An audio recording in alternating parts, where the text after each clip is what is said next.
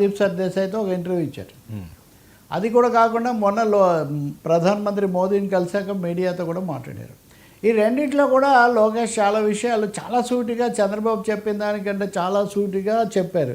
నిజం చెప్పాలంటే తెలుగుదేశం వైఖరిని కాస్త బలపరిచే వ్యాఖ్యాతలు జర్నలిస్టులు దాని మీద ఇవి కూడా పెట్టారు. లోకేష్ చాలా ధైర్యంగా ఉన్నాడు, చంద్రబాబుకున్న మొహమాటం ఎంతమాత్రం లేదు, సూటిగా చెప్పేశాడు.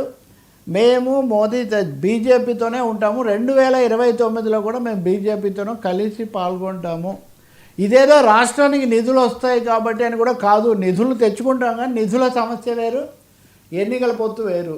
కాబట్టి ఇంతవరకు తెలుగుదేశం అసలు చంద్రబాబు నాయుడు ఇంకొక 3 నెలలు ఎన్నికలు ఉన్నాయంటే కూడా చాలా దాన్ని అటు ఇటు తిప్పి చర్చ సాగిస్తూ ఉంటారు. కానీ లోకేష్ మాత్రం 2029లో కూడా మేము బీజేపీతోనే వెళ్తాము అని చాలా స్పష్టంగా 2029 అన్నారు కాబట్టి ఎన్నికలు అనాల్సి వస్తుంది. ఎందుకంటే 2029లో తర్వాత ఎన్నికలు వస్తాయి కాబట్టి. అందువల్ల బీజేపీతో తెలుగుదేశం బ్రహ్మముడి అన్నది కొనసాగుతుంది అనే విషయం చాలా స్పష్టంగా లోకేష్ చెప్పాడు అనుకోవాలి. దీన్ని మీరు ఇంకో లింక్ కూడా ఇక్కడ తీసుకురావాలి. పవన్ కళ్యాణ్, జనసేన అధ్యక్షుడు, ప్రస్తుత ఉప ముఖ్యమంత్రి పవన్ కళ్యాణ్ వచ్చే 15 సంవత్సరాలు మా కూటమి కొనసాగాలి అని చెప్తుంటారు. అంటే ఇందులో 5 ఏళ్లకు లోకేష్ ఇప్పుడు పర్మిషన్, అంటే ఇంకో 10 ఏళ్ళు, ఇప్పుడు 5 ఏళ్ళు అయిపోతుంది కదా ఈ ప్రభుత్వం, ఇంకో 4 ఏళ్ళు తర్వాత 5 ఏళ్లకు ఇప్పుడు లోకేష్ కూడా చెప్పారు. అంటే తర్వాత ఆంధ్రప్రదేశ్లో ఎన్డీఏ ఇంకో 10 ఏళ్ళు కొనసాగుతుందని లోకేష్ చాలా స్పష్టంగా చెప్తున్నారు. ఇది చంద్రబాబు నాయుడు కూడా ఇదివరకు ఎప్పుడు చెప్పనే విషయం. ఈ చెప్పిన సమయంలో రాజదీప్ సర్దేశాయ్ అడిగారు, ఏంటి మరి ఇంతకుముందు చంద్రబాబు నాయుడు మోడీ మీద తీవ్ర విమర్శలు చేశారు కదా 2018లో, మీరు కూడా దూరం అయ్యారు కదా, ఇలా అడిగితే మనుషులు అన్నాక తప్పులు చేస్తుంటారు అన్నాడు.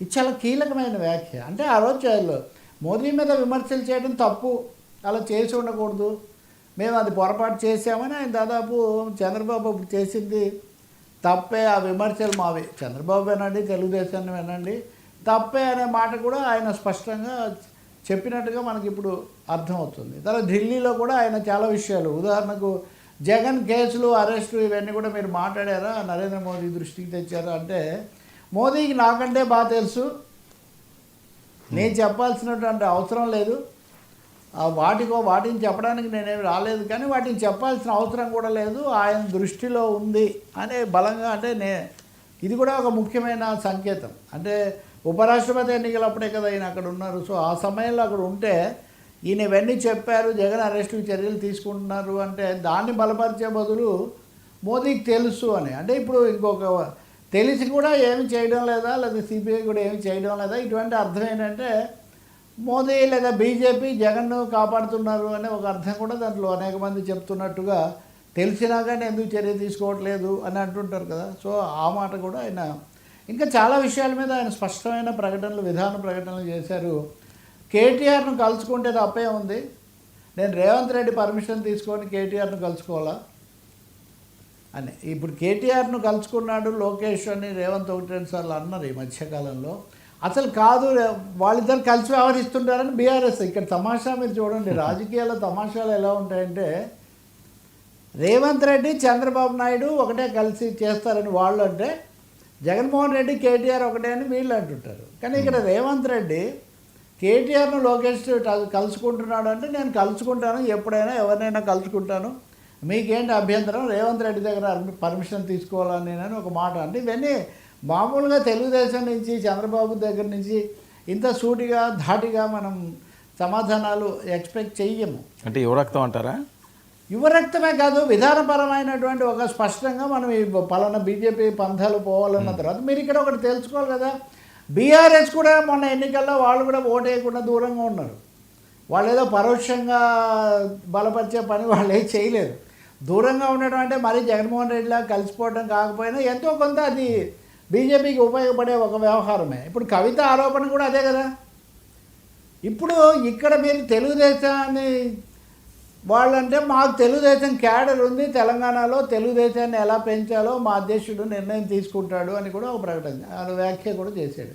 అంటే ఆంధ్రప్రదేశ్ గురించే కాదు, తెలంగాణ గురించి కూడా మొదటిసారి ఇంత స్పష్టంగా టీడీపీ లీడర్షిప్ నుంచి, గతంలో చంద్రబాబు 1-2 సార్లు సమావేశాలు పెట్టారు, కానీ మేము మా క్యాడర్ ఉంది, మేము దాన్ని మళ్ళీ తీసుకొని వచ్చుకుంటాము అనే ఒక అసర్షన్. జూబ్లీ హిల్స్లో తెలుగుదేశం పోటీ చేస్తుందా, మద్దతు ఇస్తుందా, రకరకాల మేము జూబ్లీ హిల్స్లో పోటీ చేయడం లేదని కూడా ఒక ప్రకటన చేశాడు. ఒక ముక్కలో చెప్పాలంటే వర్మ కీలకమైన విధానపరమైన జాతీయ రాష్ట్ర అంశాలన్నిటి మీద లోకేష్ ఒక దిశానిర్దేశంలాగా అతను చెప్పేశాడు. ఓకే, అది ఇప్పటి గురించే కాదు, రాబోయే 5 ఏళ్ల గురించి కూడా ఆయన చెప్పేశాడు. సో ఇది జగన్ గురించి కూడా ఇంకా ఎట్లా అంటే మోదీ బాలీజ్ ఇన్ మోడీస్ కోర్ట్ ఆయనకు తెలుసు కాబట్టి అన్నది. ఇంకా ఇతర విషయాలు కూడా చాలా మాట్లాడారు.